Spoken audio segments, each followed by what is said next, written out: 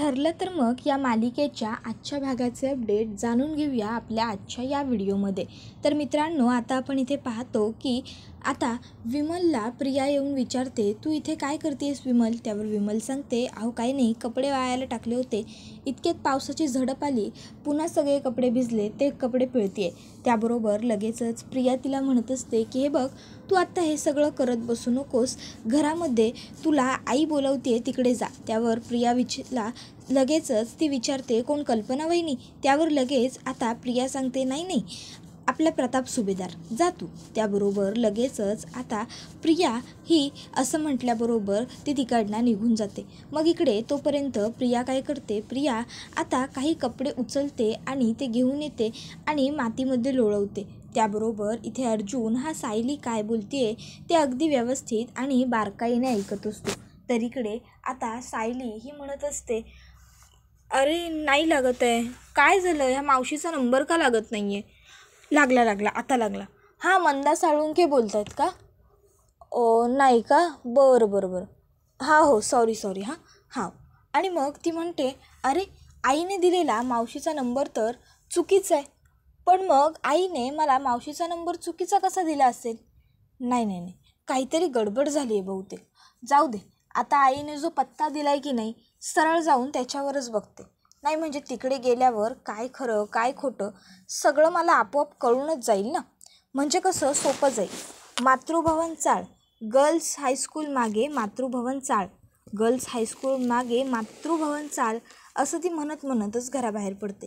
तर आता प्रिया तिकडे येते आणि सायलीला म्हणत असते, सायली, विमलला ना एक काम धड जमत नाही हल्ली, हे बघ सगळे कपडे खराब केलेत तिने, नीट धुतलेलेच नाही आहेत, मातीचे डाग बघ ना, मातीचे डाग सगळे तसेच आहेत, किती मातीत मळलेले कपडे आहेत बघ तरी। त्यावर सायली लगेच म्हणते की विमलताईंकडून इतकी मोठी चूक होणं शक्य नाही आहे प्रिया। त्याबरोबर प्रिया म्हणते, अगं असं कसं बोलू शकतेस, आता तुला एवढं तुझ्या समोर दाखवते ना। त्यावर सायली म्हणत असते की तुला काय वाटतं, तू दाखवतेस त्याच्यावरती माझा विश्वास पटेल का? काय वाटतंय तुला? त्याबरोबर मग प्रिया म्हणायला लागते, अगं सायली पण। त्यावर सायली म्हणते, आणि हे बघ विमलताई काय करायचं आहे ते बघून घेतील, मला जाऊ दे, आणि ती तिकडनं निघून जाते। त्याबरोबर त्या ठिकाणी अर्जुन येतो। आता प्रिया अर्जुनला सुद्धा ताबडतोब ते कपडे दाखवायला लागते आणि म्हणते, अरे अर्जुन, तुझा व्हाईट शर्टसुद्धा खराब केला आहे बघ। पण अर्जुनसुद्धा काही ऐकत नाही, तो सुद्धा तिकडनं निघून जातो। आता ते दोघंही तिकडनं निघून गेल्यावर मग मात्र प्रियाला आता राग येतो। प्रिया म्हणत असते, अरे असे कसे आहेत हे दोघंही, एवढी मी सांगते ना तर माझं ऐकायचं, आता हे कपडे कोण धुणार? इतक्यात तिकडे पूर्णा आजी येते। पूर्णा आजी म्हणते, हे कपडे तू धुणार तन्वी। त्यावर हे ऐकून प्रिया म्हणते, काय मी का धुवायचे पूर्णा आजी हे कपडे? नाही, हे कपडे मी मातीमध्ये लोळत होते तिकडनं तुम्हाला मदत म्हणून आणले आणि तू असं बोलतेस? नाही, एक वेळेस या घरची सून म्हणून मी हे काम केलं सुद्धा असतं, पण या घरात तर मला कोणी या घरची सून मानतच नाही, मग मी हे सगळं का करायचं? आता कुठे गेले सायलीचे नियम? त्यावर मग पूर्णा आजी म्हणते, सायलीचे नियम आहेत तिथेच आहेत, पण काय आहे ना, ह्या घरात आज अन्नपूर्णा सुभेदारांचे नियमसुद्धा अजूनही चालतात, आणि अन्नपूर्णा सुभेदारांच्या नियमांपैकी नियम क्रमांक 1, ज्याने कुणी चूक केली असेल त्यानेच ती निस्तरायची, आणि आता सध्या चूक ही तू केलेली आहेस, त्यामुळे तूच निस्तरली पाहिजेस, म्हणून हे सगळे कपडे तूच धुवायचेस, कळलं का तुला?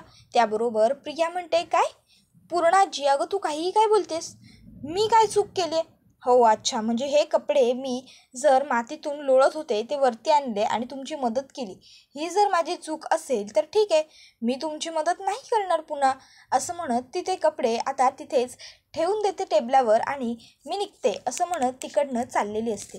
त्याबरोबर पूर्णाजी म्हणत असते, तन्वी, ते कपडे मातीमध्ये पडले नव्हते तर तू लोळवले होतेस, आणि मी आता हे बघितलंय, असं पूर्णाजी म्हणते। त्याबरोबर प्रिया म्हणते, काय पूर्णाजी, अगं काही काय बोलतेस, मी स्वतःहून मातीत कपडे लोळवले, त्यावर तुला हे कोणी सांगितलं, असंही ती म्हणते। पूर्णाजी सांगते, म्हटलं ना मी स्वतःच्या डोळ्यांनी बघितलं, मी कधीच ऐकीव गोष्टींवर विश्वास ठेवत नाही, मला सवय आहे गोष्टी स्वतःच्या डोळ्यांनी बघून कन्फर्म करून घेण्याची, आणि मी स्वतःच्या डोळ्यानेच पाहिले, कळलं तुला? त्याबरोबर मग मात्र प्रिया म्हणायला लागते, पूर्णाजी अगं नाही असं कसं म्हणतेस तू, आणि हे बघ मला काही कपडे वगैरे धुवायला जमणार नाही आहे, मला नाही करायचं हे सगळं, मी नाही करणार. त्याबरोबर पूर्णाजी सांगते, ठीक आहे मग नको करूस तू तू एक काम कर, तू तुझी बॅग भर आणि तयारी कर आणि निघ इकडनं. अश्विनच्या कपड्यांचं काय करायचं आणि अश्विनला सुद्धा काय सांगायचं ते मी बघून घेईन, कळलं. त्याबरोबर मग मात्र आता इथे प्रियाचा नाईलाज होतो. पूर्णाजी म्हणते, काय गं कसला विचार करतेस तू तन्वी, तुला जमणार नाही आहे ना. मग त्यावर मग आता प्रिया ही विचार करते की नाही नाही, काहीही झालं तरी मला इकडनं कुठेही जायचं नाही आहे, नाहीतर ही म्हातारी सगळी प्रॉपर्टी त्या अर्जुनच्या नावावर करेल आणि मग मात्र अश्विनसुद्धा काही करू शकणार नाही. त्याबरोबर पूर्णाजी पुन्हा विचारते, काय गं काय ठरवतेस, कपडे धुतेस. मग मात्र आता प्रियाचा नाईलाज होतो आणि प्रियाला कपडे धुण्यासाठी संमती दर्शवावी लागते. तर पूर्णाजी म्हणत असते, जा लवकर कामाला लाग, लवकर सगळे कपडे धु आणि मोकळी हो, कळलं ना. त्याबरोबर मग लगेचच प्रिया म्हणते, हो पूर्णाजी धुते ना कपडे धुते. मग आता त्या ठिकाणी विमल आलेली असते. तर आता लगेचच पूर्णाजी ही विमलला सांगते, विमल हिला साबण सर्फ एक्सल आणि हे पाणीसुद्धा काढून दे हवं तर, आणि हिला कपडे धुवायला दे मागच्या बागेत. त्यावर प्रिया म्हणते, बागेत. पूर्णाजी अगं बागेत धुवायची काय गरज आहे, मी हे सगळे कपडे धुवून काढते ना, पण माझ्या खोलीत, हां माझ्या खोलीत मी सगळे कपडे धुते. त्याबरोबर पूर्णाजी म्हणते, तुझ्या खोलीत तू वॉशिंग मशीन वापरलीस तर. त्याबरोबर मग मात्र आता प्रिया ही गप्प राहते. पूर्णाजी सांगते, जा कपडे धुवायला घे आणि हो वॉशिंग मशीन वापरायची नाही, समजलं ना. मग मात्र प्रिया ही लगेचच जायला लागते. तर आता इथे साक्षीकडे आलेला असतो तो म्हणजे महिपत. आता महिपत आल्याबरोबर साक्षी म्हणते, या या अण्णा या. त्याबरोबर आता महिपत म्हणतो, येऊ का नक्की. त्यावरती म्हणते, हो अण्णा या, मी तुमचीच वाट बघत होते. तर महिपत हा म्हणायला लागतो, माझी वाट बघत होती का तू, नाही म्हणजे मला वाटलं तो कोण नवीन मित्र भेटलाय ना तुला आता, तर त्याचीच वाट बघत होती का काय तू, नाही आता कसं आता त्याचीच वाट बघू शकते ना तू. त्यावर लगेच साक्षी म्हणते, अण्णा चिडवताय ना तुम्ही मला, पण नाही खरोखर एकदा तुम्ही भेटा त्याला, तुम्हालासुद्धा नक्की आवडेल तो. त्यावर महिपत म्हणतो, मलासुद्धा म्हणजे. त्यावर लगेच ती म्हणते, नाही म्हणजे तुम्हाला आवडेल हो तो, असं म्हणत होते मी, खरोखर खूप चांगला आहे, व्यवस्थित मुलगा आहे, मला तरी म्हणजे बरा वाटला, हँडसम आहे, हुशार आहे, डॅशिंग आहे, आपल्या देशात राहत नाही तो, बाहेर राहतो. त्यावर मग लगेचच आता अण्णा म्हणतात, मग आपल्या देशात कशाला आला झग मारायला. त्याबरोबर मग साक्षी म्हणायला लागते, अण्णा असं काय म्हणताय हो, अहो आम्ही दोघंजणं फक्त ऑनलाईन चॅटिंगवरती भेटलो आणि तिथेच बोलत राहिलो, म्हणून मग शेवटी मला भेटण्यासाठी तो स्वतःहून इंडियात आला आहे. त्यावर मग महिपत म्हणतो, अगं पण मग आहे कुठं ते. त्यावर ती सांगते की अण्णा हो कामासाठी एका मित्राला भेटायला जरा बाहेर गेलाय, येईल थोड्या वेळात. तर इकडे दुसरीकडे पूर्णाजीने सांगितल्याप्रमाणे प्रियाने कपडे धुवायला घेतलेले असतात. तर सायली ही आता मंदा साळुंकीच्या घरी जायला निघालेली असते. आता अर्जुन हा तिच्या मागून गाडी घेऊन आलेला असतो आणि आता तो गाडी हा तिच्यासमोर थांबवतो आणि हॉर्न वाजवतो. सायली काही गाडीत बसायचं नाव घेत नसते. सायलीसुद्धा तिच्या जितीवरती अडून असते, तीसुद्धा चालत चाललेली असते. मग काय, अर्जुन पुन्हा तिच्या मागून येतो आणि पुन्हा हॉर्न वाजवतो. सायलीसुद्धा गाडीत बसायला तयार नसते. मग शेवटी अर्जुन तिच्या समोर गाडी घेऊन येतो आणि मग मात्र तो जोरजोराने अगदी जोरजोराने हॉर्न देतो. त्याबरोबर मग मात्र आता सायलीचा नाईलाज होतो आणि सायलीला गाडीमध्ये बसावं लागतं. आता सायली गाडीमध्ये बसल्यावर अर्जुन हा लगेचच गाडी स्टार्ट करतो. आता दोघंही जण एकमेकाबरोबर एक शब्दही बोललेले नसतात. त्याबरोबर इकडे प्रियाला हे असे कपडे धुताना बघून विमलला आणि अस्मिताला मात्र भारी मज्जा येत असते. त्या दोघींना छान वाटत असतं, आनंद होत असतो. तर आता प्रियाला मात्र हे सगळं करताना पश्चाताप होत असतो तिने केलेल्या गोष्टींचा. तर सायली ही काही बोलत नसते. अर्जुन म्हणत असतो, एक नंबरची हट्टी बायको आहेस तू, नवऱ्याला न सांगता असं कोणी जातं. त्यावर सायली म्हणते, मग आपली बायको जर एखादी गोष्ट सांगते तर नवऱ्याने सुद्धा आपल्या बायकोवरती विश्वास ठेवायला हवा ना. त्याबरोबर अर्जुन म्हणतो की विश्वास ठेवण्यासाठी मुळात गोष्टी तशा असाव्या लागतात. त्यावर सायली म्हणत असते की मधुभाऊंच्या वेळीसुद्धा मला फक्त माझं गट फिलिंग सांगत होतं की मधुभाऊ चुकीचे नाही आहेत, मधुभाऊ चुकीचे नाही आहेत. त्या बेसिसवर तुम्ही केस लढलातच ना आणि मधुभाऊ शेवटी निर्दोष सुटलेच ना, मग त्यावर लगेचच अर्जुन म्हणतो, पण त्यांच्यावेळी मला कॉन्क्रीट पुरावे मिळाले, त्याच्यामुळे मधुभाऊ सुटले. त्यावर सायली म्हणते, हो तेच ते, काय कॉन्क्रीट पुरावे तुम्हाला मिळाले असतील, पण आधी तर मला माझं मनच सांगत होतं ना. आणि प्रतिमा आत्यांच्या वेळीसुद्धा आधी माझ्या मनानेच मला सांगितलं, त्यावेळेसही तुमच्याकडे कुठले कॉन्क्रीट पुरावे नव्हते काय. त्याबरोबर अर्जुन म्हणत असतो की ते सगळं जरी बरोबर असलं तरी पुरावे असणं हातामध्ये गरजेचं आहे, आणि सध्या तुझ्या आईवडिलांच्या बाबतीतले पुरावे आहेत माझ्याकडे, त्यामुळे मी बोलतोय जे काही बोलतोय ते. त्यावर सायली म्हणत असते, पण कधीकधी पुरावेसुद्धा चुकीचे असू शकतात, माणूस म्हणतंय ते सुद्धा बरोबर असू शकतं ना, असाही विचार केला पाहिजेच की आपण. त्याबरोबर अर्जुन म्हणत असतो की तुला समजावणं म्हणजे ना खूप अवघड आहे, तू खूप हट्टी आणि जिद्दी आहेस. त्याबरोबर सायली आता म्हणत असते, हो का, आहे मी, पण मग जर मी हट्टी आहे तर मग तुम्ही का आलात माझ्या मागे मागे. अर्जुन म्हणतो, हा सगळा वेस्ट ऑफ टाईम आहे, चुकीचं करतेस तू हे सगळं. त्यावर सायली म्हणते, हो ना, मग मी जर वेळ वाया घालवते तर तुम्ही कशाला आलात माझ्याबरोबर स्वतःचाही वेळ वाया घालवायला. थांबवा गाडी, उतरा मला इथेच, मी माझं काय करायचं ते बघून घेईन.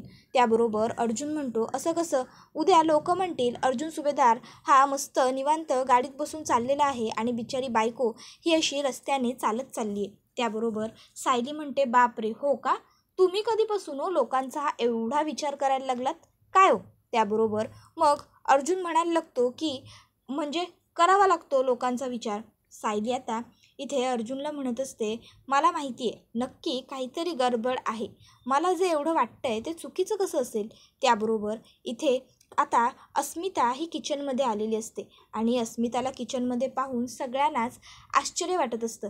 कल्पना म्हणत असते, बाप रे अस्मिता, चक्क तू किचनमध्ये, माझा तर माझ्या डोळ्यावर विश्वास पटत नाही आहे.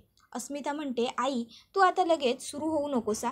त्यावर कल्पना म्हणते, अस्मिता अगं असं काय बोलतेस, नाही मी म्हणजे तुला आपल्या घराच्या ह्या भागात कधी पाहिलेलं नाही आहे ना, म्हणून मी म्हटलं. त्यावर लगेच प्रताप म्हणतो, नाही नाही कल्पना, चुकीचं बोललीस. मी एकदा अस्मिता लहान असताना तिला किचनमध्ये चॉकलेट घ्यायला पाहिलं होतं, ते काय ते अस्मिता पहिली आणि शेवटची किचनमध्ये गेली होती, त्यानंतर आज ती आपल्या किचनमध्ये जाते. त्याबरोबर लगेचच आता अस्मिता म्हणायला लागते की डॅड प्लीज हो, आता तुम्हीसुद्धा मॉमबरोबर सुरू होऊ नका. त्याबरोबर लगेचच आता इकडे कल्पना, प्रताप आणि अस्मिता तिघंजणं तर मस्करी करत असतातच, पण आता सचिनसुद्धा त्यांना जॉईंट करतो. सचिन म्हणतो, काय अहो डॅड असं काय म्हणताय, तुम्हाला माहिती आहे का एकदा अस्मिता US ला माझ्याकडे आली होती ना, तेव्हा चक्क एकदा तिने माझ्यासाठी सुद्धा कॉफी बनवली होती हा किचनमध्ये जाऊन, आणि नंतर मग काय सवयीने माझं मी सगळं करायला लागलो. त्याबरोबर अस्मिता लगेचच सचिनला म्हणायला लागते, सचिन तू सुद्धा या सगळ्यांना आता जॉईंट होऊ नकोस हा. त्याबरोबर लगेचच आता कल्पना तिला म्हणते, बरं मग मी काय म्हणते अस्मिता, तू अनायसे किचनमध्ये आहेसच आणि सचिनसाठी तू कॉफी केलीही होतीस, तर मग जरा आम्हाला तरी बघू देत, तू सचिनसाठी नेमकी कशी कॉफी केली होतीस ते, आमच्यासाठी सुद्धा बनव कॉफी. त्यावर ती म्हणते, ठीक आहे बनवते, नाही आत्ता तुम्ही एवढं मला टोमणे मारताय, जर आत्ता कॉफी केली नाही ना तर अजून काय काय बोलाल. त्यावर मग पूर्णाजी तिला सांगते, अस्मिता ह्याला टोमणे नाही म्हणत, याला कान टिचणे म्हणतात, कळलं का. तर आता इथे महिपत हा साक्षीला हाका मारतो, साक्षी. त्याबरोबर आता साक्षी ही त्या ठिकाणी आलेली असते. ती आता महिपतला म्हणते, अण्णा काय म्हणताय, माझं नाव काय आहे. त्यावर महिपत म्हणतो, नाव काय म्हणजे साक्षी. त्यावर साक्षी म्हणते, अण्णा मग जर माझं नाव साक्षी आहे तर समिधा कोण आहे, समिधा शेखर. त्याबरोबर महिपत म्हणतो, तू. त्यावरती म्हणते, हो पण मग मी आता जर समिधा शेखर आहे तर तुम्ही मला साक्षी हाका का मारताय. अण्णा आपण दोघंच असताना सुद्धा मला साक्षी म्हणून हाक मारायची नाही, मला फक्त समिधा शेखर अशीच हाक मारायच्या, उगाच साक्षी म्हणू नका मला, आणि त्या सचिनच्या समोर तर चुकूनही मला साक्षी म्हणू नका हा अण्णा प्लीज. त्याबरोबर आता लगेचच इकडे तो म्हणायला लागतो, अगं पण तो सचिन तुझा त्याच्यासमोर हाक मारायला हाय कुठं, अजून त्याचा पत्त्या कुठं आहे, तो उगवलाय का. त्याबरोबर साक्षी आता म्हणायला लागते, अण्णा अहो येईल, काहीतरी कामात अडकला असेल तो. त्याबरोबर महिपत म्हणायला लागतो, अगं फोन कर की त्याला. त्याबरोबर साक्षी म्हणायला लागते, अण्णा अहो असं कसा फोन करू, काहीतरी कामात अडकला असेल तो, फोन नको, त्यापेक्षा मी एक काम करते, मी मेसेज करून ठेवते, तो मेसेज बघेल आणि परत फोन करेल. त्याबरोबर मग आता लगेचच इकडनं साक्षी ही सचिनला मेसेज करायला सुरुवात करते. हॅलो, हाय. आता ती मेसेज करून ठेवते आणि कॉफी प्यायला घेते. विचार करते की हा बघेल, पण आता सचिन हा मेसेज काही बघत नसतो. आता सचिन मेसेज का बघत नसतो, तर इकडे सचिन हा सगळ्यांबरोबर हसण्या बोलण्यात व्यस्त होऊन गेलेला असतो आणि आता त्याचं लक्षच नसतं त्याच्या मोबाईलकडे. त्याला माहीतच होत नाही की साक्षी आपल्या फोनवरती एवढे मेसेजेस करते.